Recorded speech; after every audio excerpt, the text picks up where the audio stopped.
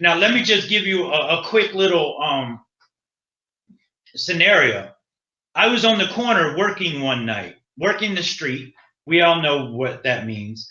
And another transgender named Dana got out of a car that had two men in it and came up to me and said, "Come on, come turn this trick with me." They don't know the T, which meant they didn't know that he was a he. They didn't know that I was a he, but Dana was willing to bring me with him to turn this trick and to turn them out. And I said, "No, I'm not with that. I ain't going." So he went. The next morning, I got word that they had found Dana in a hotel room in New Jersey with his head completely crushed by a cinder block. My heart broke for Dana, okay? But let me say this, because this is important that we understand this. Folks, we reap what we sow. We reap what we sow. And if we choose to live in darkness and deception, then whatever more evil comes our way, then it's by our own making. We've chosen it. When I got AIDS, I chose to go out and engage in homosexual activity and be promiscuous. My recompense or my reward for that homosexuality and fornication and promiscuity was AIDS, okay, along with many other illnesses and ailnesses and many other hardships. You know, I was jumped one time by a group of men, at least 15 men. And this was when I was in my transition, when I was just a very feminine boy, but I kind of looked like a girl, but I was just known in that area as Gay Dave. And Dave wasn't very gay at that time, but I have to say that. So one night I got off the subway and I was walking home, and a group of guys came out of nowhere and they stomped a mud hole in me. Okay. They mollywopped me like I'd never, ever experienced. But I chose that. I chose to be what I was portraying myself to be. I chose to be out partying, engaging in sexual activity in Center City, and I chose to be riding the subway looking for sex, and then I chose to be walking home in the middle of the night because of all of my deviant activities that I chose to do. So we reap what we sow. I want to look at this misgender. Okay, I can guarantee you misgender is not in the 1828 dictionary. Okay, because it's a made-up word.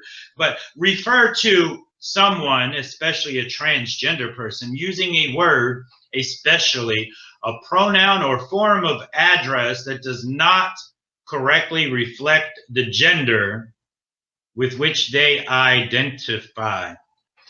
Folks, you're either male or female. And it doesn't matter if you try to make your outie an innie or your innie an outie. You are still the gender that God created you, that you were born. And there is no way around that. You can go get breasts and have silicone put in your face and take hormones and puberty blockers and all this other stuff. But listen to me. You are still the gender that you were created to be. Okay, nobody chooses their gender. Exactly, Brother David. DNA proves it. There's only male or female. See, God and science agree on that, because all this other made up stuff, it's not scientific. It's not science. And so now I want to go to dead naming. What is this? For many, though not all, people who are transgender undergoing a name change can be an affirming step in the transition process. It can help a person who's transgender and the people in their lives begin to see them as the gender they know themselves to be. It can also alleviate discomfort that may be associated with one's old name. Unfortunately, many people struggle to adhere to a trans person's new affirmed name. In some situations, I can't help but to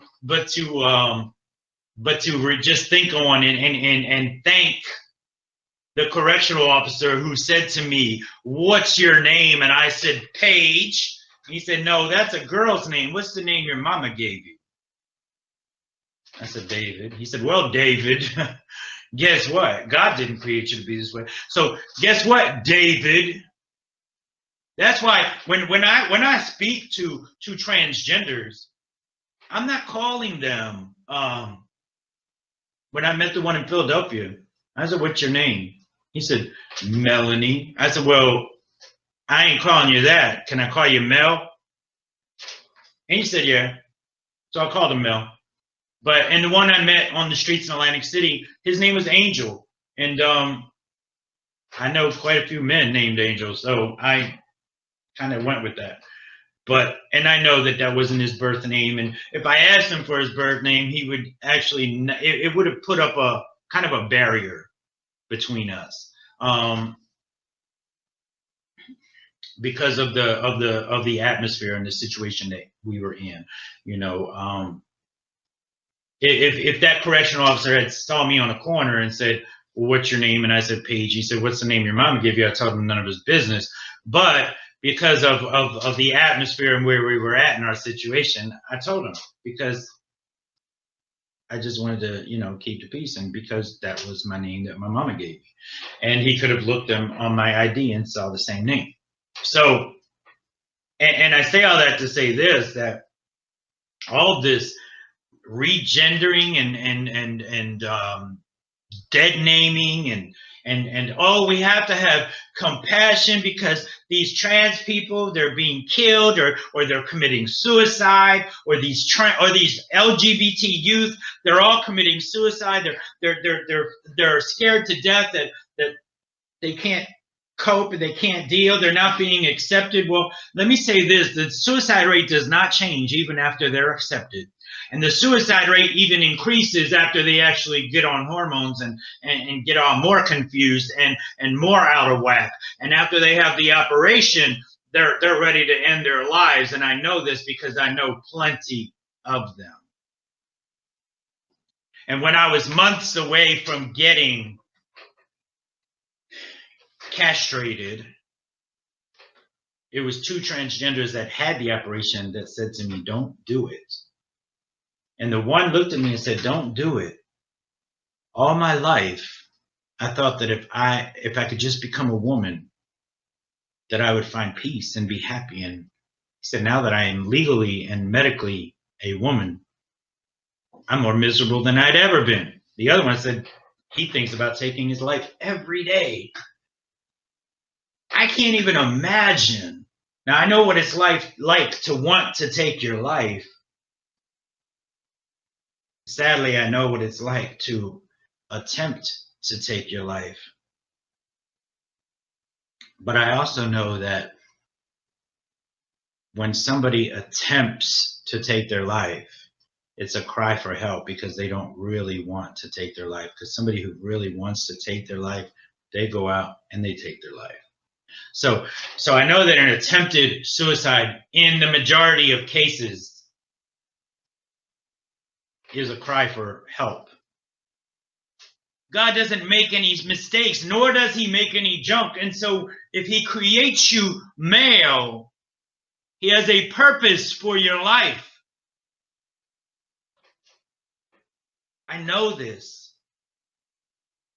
because I look back now and I see that, how scripture tells us God knows the plans that he has for us. I believe that even the enemy knows the plans that God has for us, because I was under attack while I was still in the womb. If my mother could have been convinced to have an abortion, maybe she would have. But see, I was under attack while I was in the womb, because while I'm in the womb, the enemy knew the plans he had for me, because my father took his life. And so that started the process of me seeking and searching out male affirmation and confirmation. That started the process for me to be sucked into and lured into and seduced into that darkness. And it started the process for me to be recruited, what we call molested, into that movement, because it's not a community, folks. It's a movement. And you know how I know it's a movement? Because they have an agenda. They have an agenda. They have the homosexual manifesto that starts out with the very first line in the homosexual manifesto is, "We shall sodomize your sons," emblems of your feeble masculinity. See, they're sodomizing your sons, and they're emasculating all of the men, even in your churches.